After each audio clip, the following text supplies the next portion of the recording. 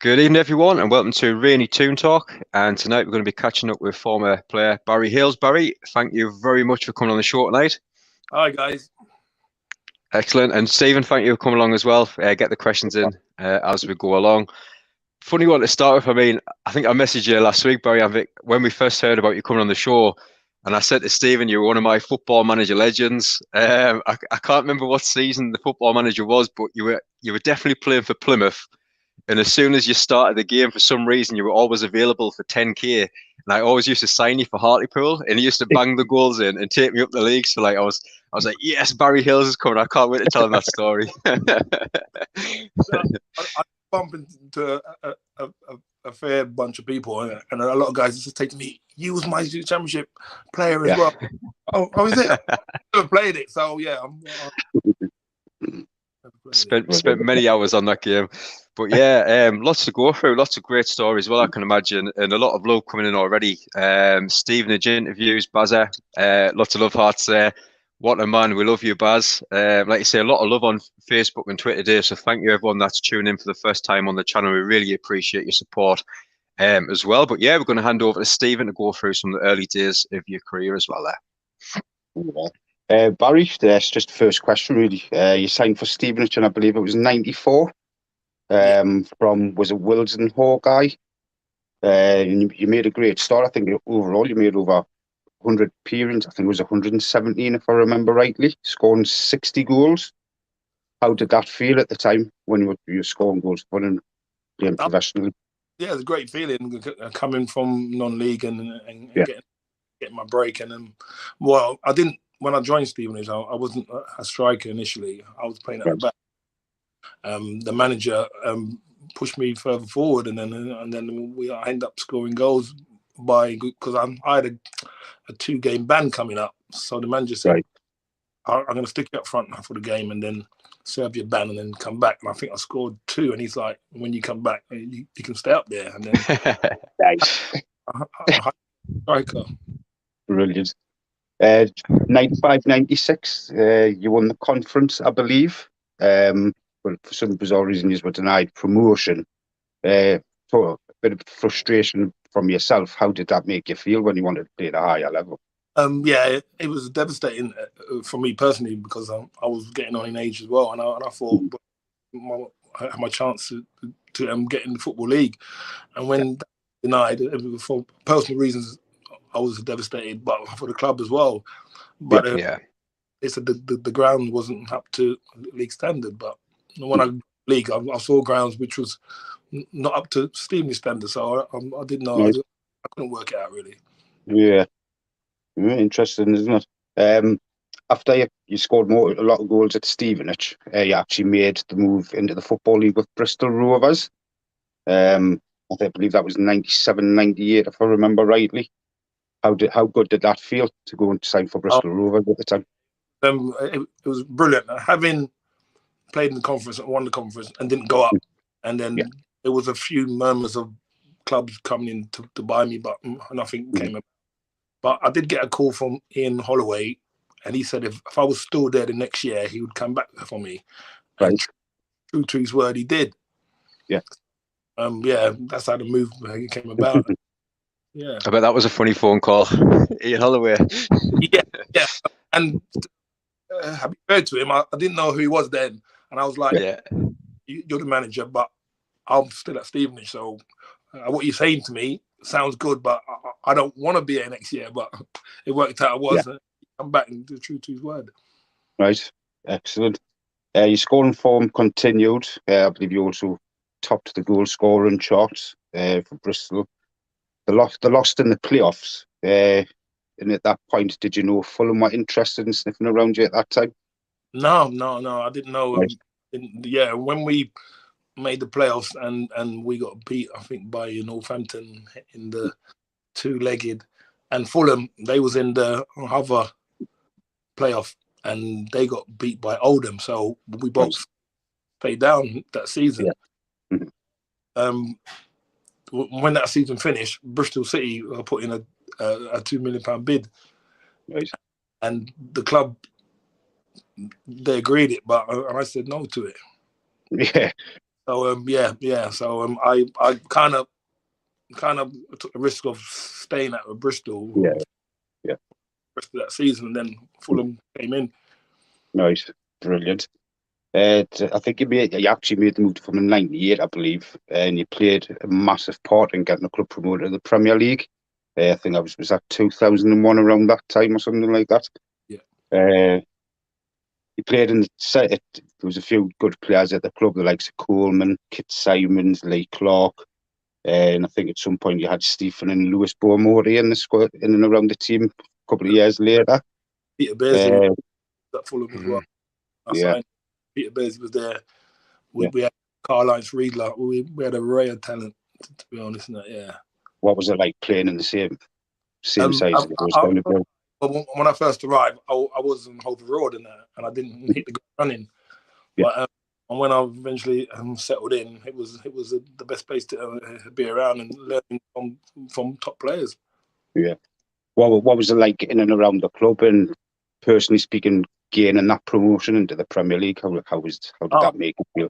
It was a great buzz that the way we had done it as well. We were getting so many points, and me, Boa, and Louis, just the front three. We was that season really unplayable.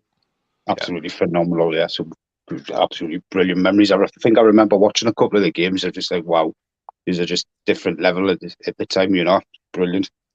Every time you went forward, just thought it was going to be a goal, didn't you? I remember watching a couple, like you say, here's a goal coming. It was unbelievable. Yeah. What you need for the championship as well, to get out of the championship as well, isn't it? You need a good threat like that. And you scored goals everywhere you went, didn't you? Tough league to come out of. We were the likes of Blackburn and Bolton as well. We were top three teams vying. So yeah, it was good to come out on top, definitely. Yeah, brilliant. I'm just going to hand you over to James now there, Barry. Thank you for answering those few questions there, mate. Yeah, I mean, we talked about the promotion with Fulham. As you say, you've literally ran away with that league that season. I think everyone asked the same question. What was the party like once you kind of knew you won the league? Was it kind of party then, or did you have to wait until the final few games was over? It was a party as soon as it was a party, and the chairman was the first one fired partying. So it was a fantastic to be a part of it. Fantastic part of it. And what was Clarky like? So I've heard a few talkings with him where he doesn't he can have a little drink, he says, but once he's had a few pints, he's gone. What was he like? You summed him up precisely. Yeah, once he had a few, and then he would start wobbling and that. But yeah, we knew when to get him in a taxi. Yeah. And obviously, you go to play in the Premier League, and personally, from yourself, you've worked so hard in the non-league leagues, and then obviously up to the Football League, and you made your way up. You must have felt really proud as yourself as a player making that start with the Premier League. Yeah, 100%. Like we all want to play in the Premiership. If you're a footballer, you all want to give a chance now. And thankfully, joining Fulham and winning 2 championships to get there was very pleasing, and being a part of it. First season as well, we done well to stay in the league and then put there. Yeah, I mean, some of that first season, obviously, you mentioned some of the players that come in and some really big names. But as yourself as a striker, and it's the first player I thought of when you were coming on. I mean, you must have loved training with Van der Sar, and it must have been like a personal 1v1 every session to try and put as many goals past a goalkeeper like him, was it? Yeah. He come and he pushed us to the next level, really, because he, having done what he'd done previously, he come to Fulham and he was always the last man off the training ground. You'd have to drag him off the training ground. And for me to see that, I'm thinking, well, he's been there, done it, and he's still got attitude was magnificent, really. Yeah. Like you say, you did really well. I mean, the 13-14 finish in the Premier League, obviously doing well in the Cups. I think a couple of quarterfinals, and then obviously into Europe. I mean, what was it like? Was it a type of the manager being there, or was it the group of players that brought that togetherness together? It was a bit of both, really, because the manager was quite strict. John was quite strict, but he would give us a bit of freedom and that, and so we read that balance. We didn't take too much liberties, but we knew when to get focused and when to be ready for the games. Yeah, and I think everyone kind of asks the question, obviously, when we do things like this, and when people, you see kind of footballers out and about, what is it like as life as a Premier League footballer? Is it everyone just chasing your photographs, and can you not just get a minute yourself? I mean, what is it like being day in, day out of a Premier League footballer? It was a good time. I didn't go out that much, he says, and I did enjoy being a Premiership player, and I did enjoy the both side of it, the playing side and the social side, and like you say, we had a good group, so we branded as well. Yeah, I mean, mentioning going out there, we've got Stevenage interviews. Barry still got it. Saw him play a few months ago, just a few weeks after his 50th birthday against our fans team in a memorial game. Still banging in goals for fun, but he does say swear you were out on the beers the night before that game too, Baz. Can you remember that one? I can, yeah. I was meant to have a quiet one, but I ended up going out and then getting in about 4, and then we 10 ready to play by I think 12 and that. But yeah, and then I think I scored 5 goals and that. It was there you go, it works. Yeah, I was myself now. Oh, brilliant.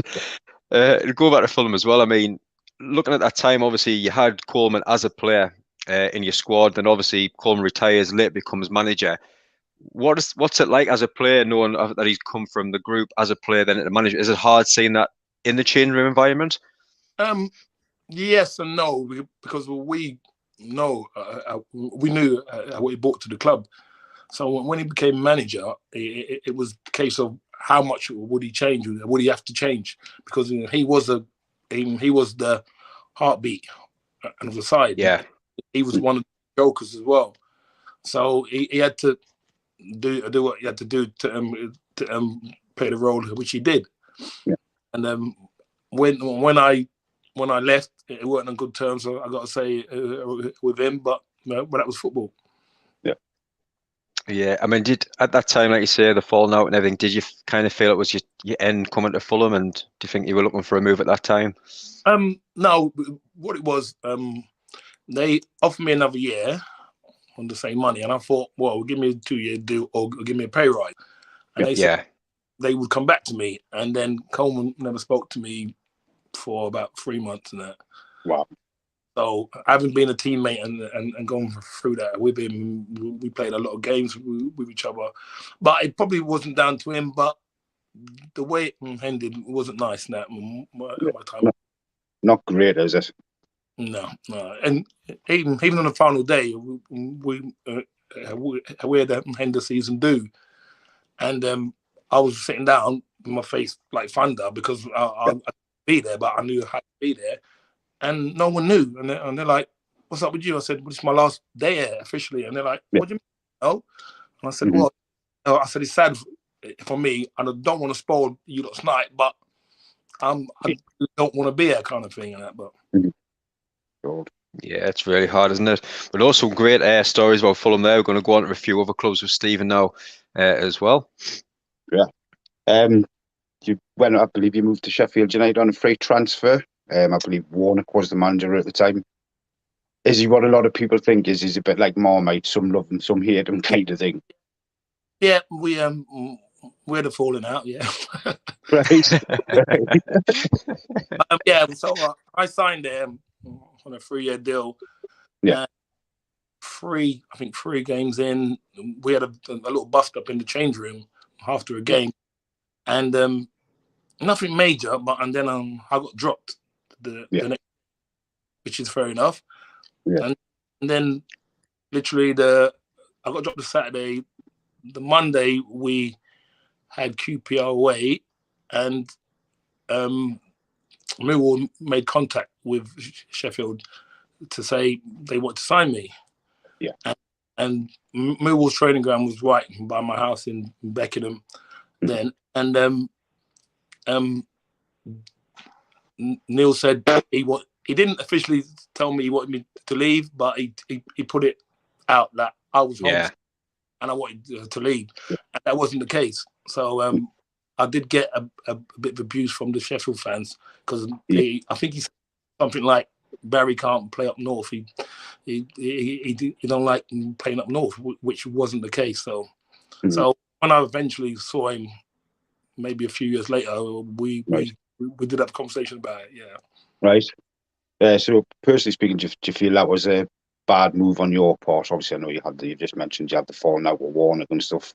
Do you personally think it was a bad move? Do you kind of regret signing for the club? No. I loved my time there. I loved all my teammates as well. But we had a slight bust up, and it was, and I thought it was finished, but clearly, and literally, we travelled down to London, and this was Monday night, and Dennis and Ray Wilkins came to my hotel room and said they want to sign me, and it was the year after Millwall got to the cup final, so they was in Europe. Yeah. I had to sign the Tuesday in order to qualify to play in Europe. Right. So I had one night to make my mind up. So my mind was made up after me and Neil had a conversation. Just touching a little bit more on Millwall. You scored goals when you were down in Millwall as well. The atmosphere at the Den can be quite intimidating, can't it? What was that like to play in front of a home crowd? I love my time at Millwall. I've thoroughly done my time there. When I signed there, they had, when I remember Dennis saying to me, they've had to get rid of a lot of the crowd, so they've gone from 20,000 to 14,000. Nice, yeah. So they shipped out what they thought were the bad eggs, and that's what. And fair play to the club to have done that, really. Yeah, so absolutely. I signed there. I had a fantastic time. Brilliant. The big one really is you scored against West Ham, which obviously they're a massive rival to Millwall on the. What was that feeling like scoring against the arch enemy, so to speak? Great feeling. Being a Tottenham fan as well, it was. Absolutely. But yeah. And my brother's he's a West Ham fan as well, and he was there, so I was trying to find. Yeah. That was, personally, that was one of my best goals. I got. Yeah. Something that would always stay with you as well, won't it? Scored against a rival like that, like. You moved to Plymouth in 2006, I believe, and again you were still continuing to score goals there. I think I heard one quote as the ox in the box. Was that good times there down at Plymouth? And what was it like to play for Holloway? Holloway brought me down there. I was living in Beckenham, right by the training ground, so it was a bit of a big step to end up going for our drive away to Plymouth. But I've really enjoyed my time there. Yeah, brilliant. Moving on from your time at Plymouth, I believe you made a move to Leicester City. And I think at that time they were going through quite a few different managers and stuff like that. I believe there was a couple of caretaker managers at the time. I think the squad was also a decent sized squad as well, wasn't it? Yeah. What do you think went wrong there at that particular time with Leicester City? Was it a case of a constant change of managers, or? Holloway came in and he kind of got rid of, I'd say, about a dozen players and brought in another dozen players, and we just didn't gel. We just didn't click as a team. And every we were playing thinking, no, we're going to turn it round, and then I think we played Stoke.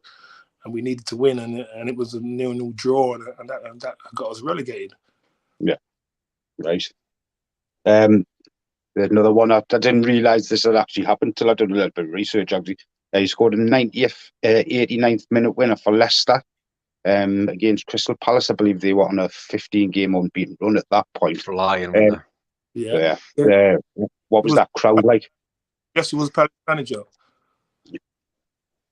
Neil Warnock. Yes. And that was the first time I met him. Was it one of those ones? Because that's the first time I saw him since the incident. And Right.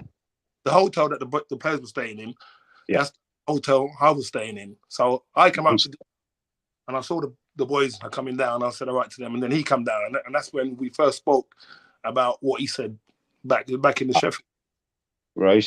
So, Interesting. and then to get the winner, Yeah. it come off my shin pad, and that, Did but it? they all count. Exactly, they do. They do. Moving on to, I think it was between 2008 and 10, you had a couple of loan stints at Cheltenham before that move was made permanently. Again, you scored a lot of goals. Did you enjoy your time down at Cheltenham as well? Cheltenham was a lovely place. The club treated me really well. I went on loan from Leicester, and I got sent off, and I got sent back, and then I again, and Cheltenham took me back, Nice. and I got sent off again. So Nigel Pearson said, "You're not going nowhere again. You're just going to stay here and be a part of the squad." So I stayed, and then we ended up winning the League One to get back to the Championship. Leicester, I was part of the squad, and I got a medal. I didn't really contribute that much. I was part of the squad, and so it was a time that I didn't think Cheltenham would take me back. And then as soon as that season, my contract ran out with Leicester, Cheltenham came in. Martin Allen was the Cheltenham manager. Yeah, was he? I'll just hand you back over to Jim. There, Barry. Thank you very much. Brilliant. But yeah, a couple of questions coming as well. Was it Fulham that you got your first international cap for Jamaica? Yeah. At that point. And Stevenage interviews again, didn't you score a few times against Spurs too? I'm sure we read something that you scored a brace against them. Yeah, I did. For Fulham, I think Fulham, they printed the t-shirts with me celebrating with four more. It was Fulham's. Then it was Fulham's biggest away win against one top team. So, sentiment definitely. What's that feeling like? Obviously, being a fan, scoring a goal against them. I know you kind of switched on in the game, and obviously, as a strike myself, you kind of beat hitting the ball in the back of the net. But against your team that you support, what's it like when the ball hits the back of the net? It was a great feeling. I did have a knack of scoring against Tottenham over the years.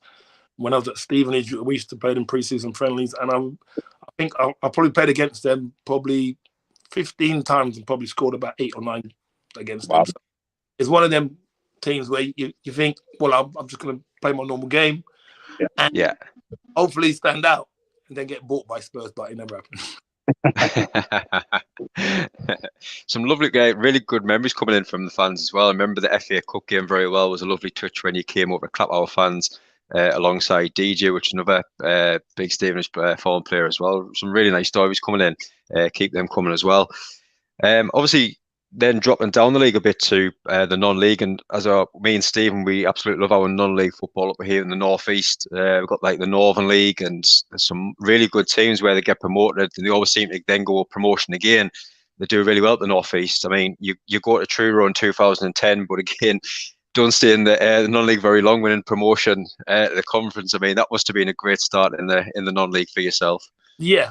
Coming back, having been my teammate was the manager at Truro, and he said, "Oh, I know it might be a long shot.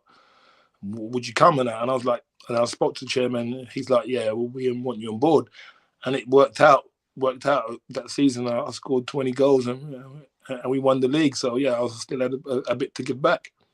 Nice. That's really good. I mean, like you see, some of the names I've got listed here: Truro, St Albans, Ardsley, Chesham, Windsor, Mersham. I mean, and it's everywhere you go though. You're playing football and you're scoring goals. Is that what keeps you going, or is it just the love for football in general? I think it's just the love in that. Anytime I see a ball, I just want to. Even when I see people in the garden, I just want to go and play. But yeah, I've love for the game. Yeah, and some really pro moments must be here. I mean, yeah, you played for England's C team, but also played for Jamaica. How proud are you of playing for your international team? Oh, yeah, very proud. I'm very proud of that. It was a proud moment for me and my family. So yeah. it was something I didn't expect. So, and it was nice as well to have that in my career too. Yeah, and one of the fans mentioned as well, playing for the England vet team and also winning that. Can you tell us a little bit about the England veterans team? Yeah, there was a couple of vets team. I played one. I've been playing in Thailand, but pre-COVID. Oh wow! It's called the Senior World Cup, and it's like a format of 3 different age groups, and you're only free from that age group to be on the pitch at the one time. And it's played in Thailand, and I've represented England, and we've won it 3 times. So yeah, it's always a good experience to go around different countries and play. And I've just signed up for the England 50s as well, and we went to Portugal and played for friendly. And then we had the 4 Nations last month. We come second to Wales. But yeah, it's always nice and good experiences. Yeah, it's great seeing some good former pros as well. I mean, like you say, it's just little things like this where we talk about little stories, and I can imagine you're all sitting down having a beer on the night, and can you remember this time? Can you remember this time? Some great stories around the table. Yeah. You kind of beat it. But yeah, obviously when you're in the non-league as well, there's some opportunity to come at the management. How do you find the management side of things as well? I've been an assistant manager. I'm not a manager yet. Because assistant manager is just like a manager, because we was on the phone every day, 7 days a week. That so no respite. But people don't realize how much work be a manager. But yeah, I look forward to being number 1 soon. Yeah. Yeah, we look forward to it. I mean, I've just packed in 16 years of management. It's one of the best thing I think I've ever done. I've never seen my phone so quiet, apart from me and Steve messaging all the time. But ringing, like, it's a nightmare. Like, I'm like getting text message on a Sunday morning, 8 o'clock. There's like 5 messages. Oh, I can't play today. I'm like, hold on, this was sent at 5 o'clock this morning. I know why. This is what happened to my hairline. It's happened to my hairline. Stephen's interviews again. 5 goals in that charity game. I'm surprised he didn't get offered a contract. And then there's still time on that one. And a great question, this one, because I can't wait for this to come back. The Masters football's coming back in a few months' time. Would you either play for either Fulham or Leicester? Would you be interested in going into that? I did play the last time. I played Fulham, and then I played for Leicester the second. So I played twice prior. So yeah, I'm glad it's come back. Yeah, I look forward to being involved in that, definitely. Yeah, it's really, really good, that one. And some kind of quick fire question just to finish with, and I'm hoping there's going to be some really good answers to these ones. What would you say would be the toughest ground you played at, and why? Toughest ground. As being a Tottenham fan, never beating Arsenal at Highbury when they was at Highbury. That was one of my bugbear. Not being able to score against them was another bugbear. So I've got to say with not much happiness. I've got to say it'd be Arsenal. Arsenal. And who would be the best manager that you've played under, and why?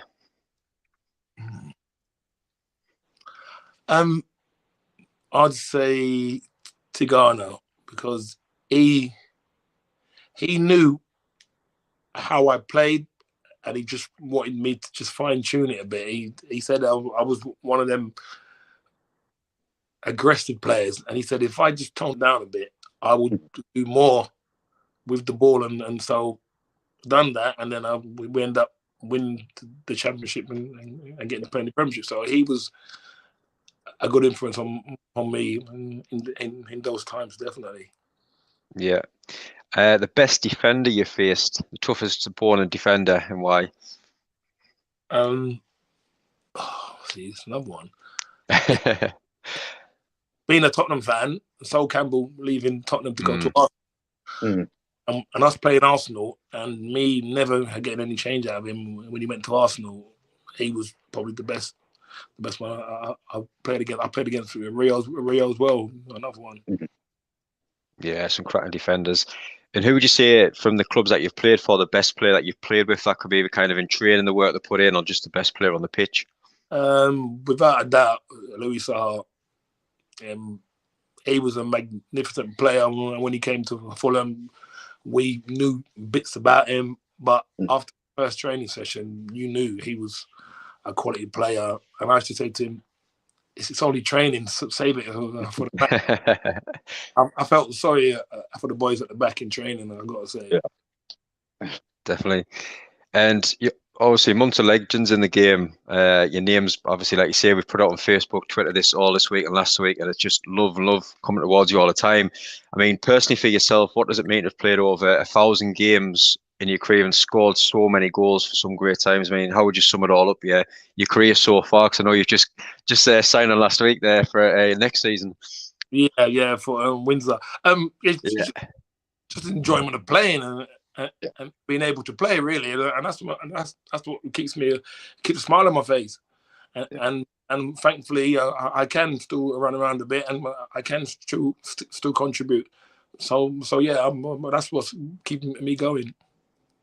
Yeah, I was just going to ask as well. Obviously, you're still playing in a good level of football. Do you ever go and play for, like, if you have some mates over 40s team? Do you ever just go and play and take the mick and score like 6 or 7 goals a game at any time?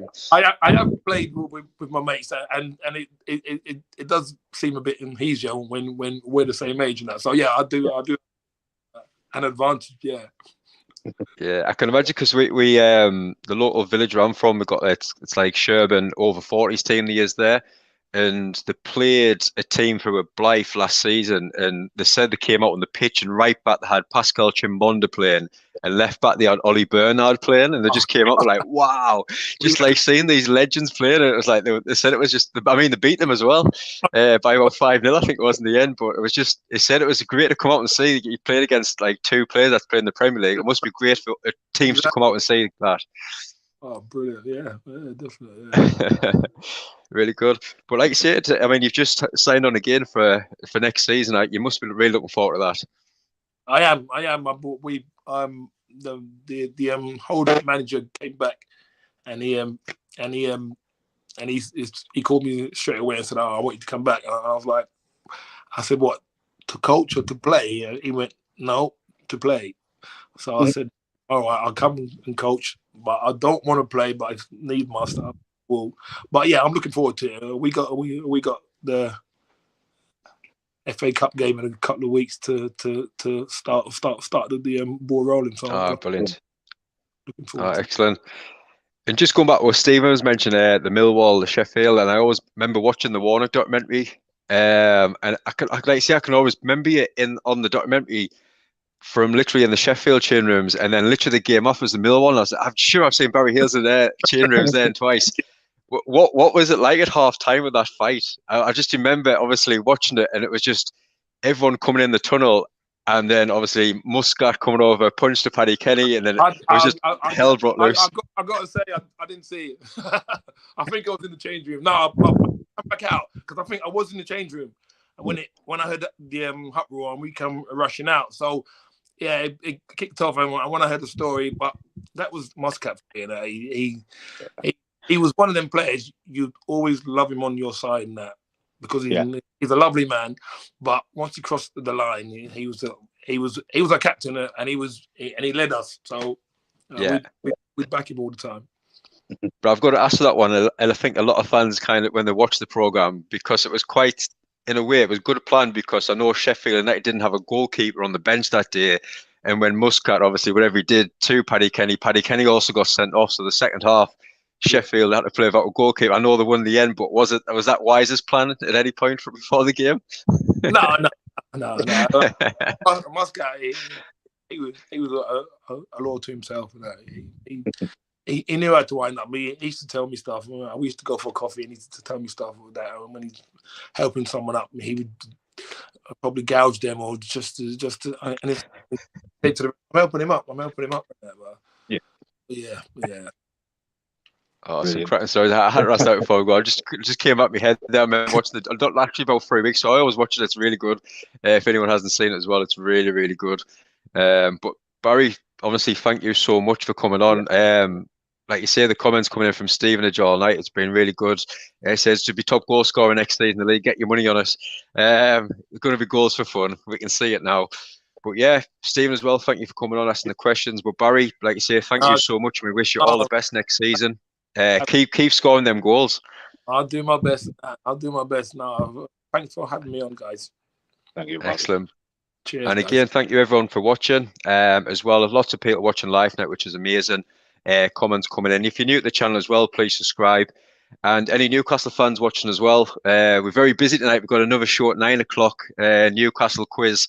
So get you along. I'm sure Stephen's off now to swat up on his answers, I think, for this one. So get swatting up, Stephen. But yeah, thank you everyone for watching. I hope you enjoy the rest of your night as well.